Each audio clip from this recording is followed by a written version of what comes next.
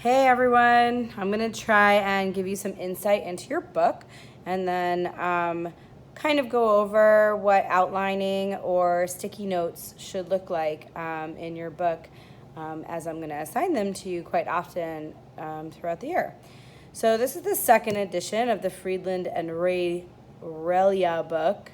I can never pronounce his name. Anyway, there is a third edition that's more aligned with our curriculum, but these are actually fairly new. So I'm just going to open it on up. You can see here is actually the old outline of what we were supposed to be learning in environmental science. We now have a new curriculum. So although helpful, I don't know. I think the modules, as I listed them in your syllabus, is probably going to be more helpful because the book does jump around from the order that we're going to be going in. And so, like I said, right, this is the second edition. It's 2015 is when it was published, so it's actually not super old. We got some more years in this book. You've got your table of contents about the authors, la la la la la, okay? So I'm just going to go ahead and open up to chapter 1 here. Chapter 1, module 1. And you can see here is really just an introduction. When you're reading a chapter, I think it's really important to read the beginning and your learning objectives, kind of priming your brain for where you're actually going to be going. Where you are going to be going to read. Anyway, whatever, you get me. Another thing, actually, before I even get to here, each chapter begins with a story or something to kind of bring the chapter into context. I really think that you guys should be reading these opening case studies.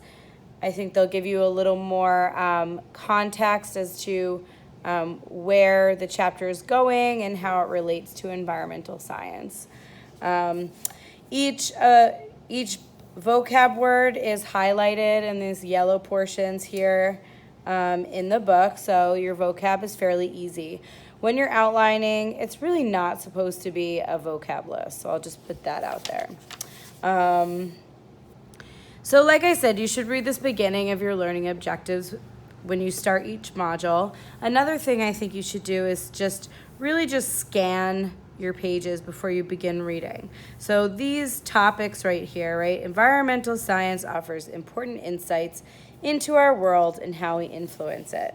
And you can see that we have those vocab words there. And so, right, humans alter natural systems. And so you're just kind of seeing where the chapter is leading you. At the end, you do have these review questions, which I'm not going to require, at least not at the moment, but they may be a good thing to go over so that way you know where you stand in your understanding after reading the chapter.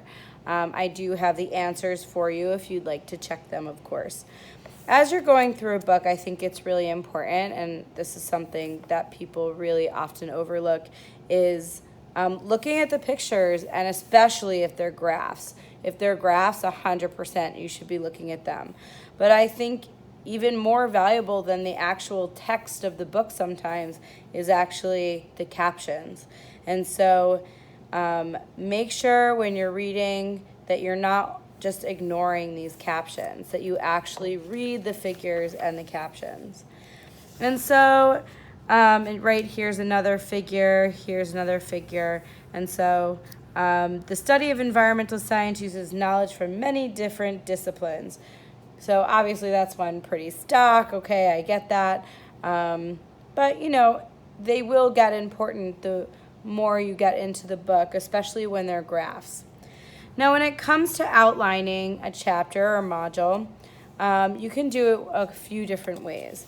So the first way would be just straight, bullet point outlining, probably what you know in the past. So the first thing I would do is label my outline, right? Module 1, or actually I would add in, right, Chapter 1, Module 1, Environmental Science.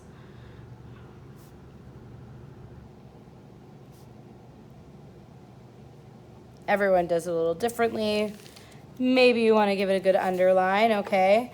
And then, you're going to read. Environmental science offers important insights into our world and how we influence it. So I think when outlining, it's really important to remember that if it's handwritten, you're going to remember it better. That's just the way that your brain works.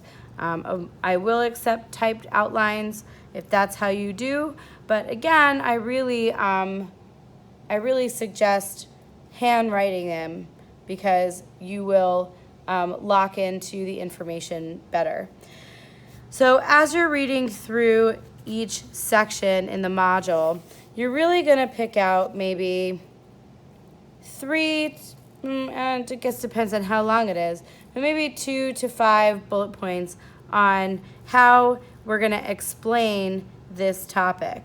So you're going to write it in your own words, and I think that's really important. We're writing something in your own words, and then picking out some important points. So, right, and you're never going to write out a full sentence, really, right? We're trying, what's the point if you're just going to rewrite the whole book, right? But I'm going to start it with a bullet point.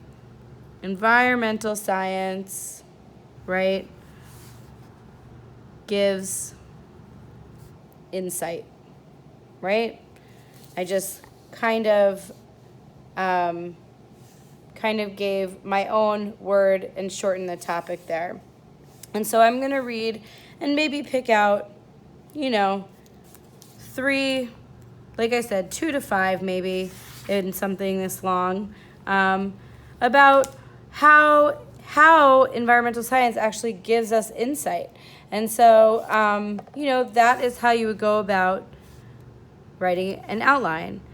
Humans, right, alter natural systems. That one I wrote word for word, but you get my drift, right? And so how do humans alter natural systems? And again, you're going to pick out a few important points and how that happens. If you imagined your outline being what you would highlight, you don't want to highlight the whole book. Like, that's not the point, right? You're drawing attention to certain things. Now, a sticky note way to do this would be doing the same type of thing, but instead of giving yourself a heading on a piece of paper, you're actually going to use the physical book. So let's say, I take this paragraph right here, and it says humans manipulate systems in their environment more than any other species. We convert land from its natural state into urban, suburban, agricultural areas, right? We change chemistry of our air, water, soil. So I'm literally going to put a sticky note right on top of where I read it. Or you could do it on the sticky note first and then put it there, but however you do. And then I'm just going to put my points that I find, right? So, right, humans take land, right, and convert it to, right, cities, so like urban, suburbs, and agriculture, right? Alter chemistry of air and water, right? Air, water, and soil, right? So I'm just putting my points, I'm pulling out important information, and I'm just going to stick a note. You shouldn't have more than, 2 or 3 notes per page. Maybe you have 0 notes on a page. But anyway, I think it's really important that as you read, you're pulling out information that you want to then be able to then reference later. If you are to either handwrite, sorry, where I am in my frame, handwrite or sticky note outline when I assign it to you, all you have to do is snap photos and upload them to Google Classroom to show me that you did them. If you're just outlining the book by typing, then by all means do it in a Google Doc and upload that Google Doc. So I'm not going to attach anything in your assignment, but you're going to have to do the attachment yourself. So that is how we're going to outline. If you feel like you need more help, please reach out to me so that way we can problem solve.